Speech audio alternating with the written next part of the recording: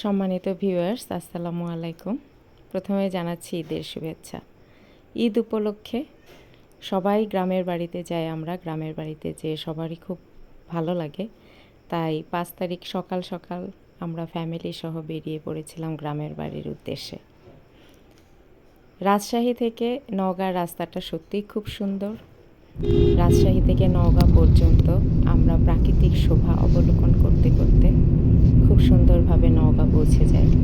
নওগাঁ গিয়ে আমরা প্রথমে একটু রেস্ট নিই, তারপর 3:30টার দিকে সেখান থেকে আবার রওনা দিই গাইবান্ধার উদ্দেশ্যে। প্রথম অংশ খুব আরামদায়কভাবে গেলেও গাইবান্ধায় যাওয়ার সময় গোবিন্দগঞ্জ এবং পলাশবাড়ির সামনে যে প্রচণ্ড জ্যামের মধ্যে আমরা পড়েছিলাম, সত্যিই তা অভাবনীয়। এত বছর এই রুটে যাতায়াত করে কিন্তু এরকম জ্যামে কখনো পড়িনি। যেখানে 2 ঘন্টার মধ্যে আমাদের বাড়ি পৌঁছে যাওয়ার কথা, সেখানে পুরো সময় লেগেছিল 7 ঘন্টার মতো। তাই অনেক কষ্টে রাত 10টায় আমরা পৌঁছে গেলাম বাড়িতে।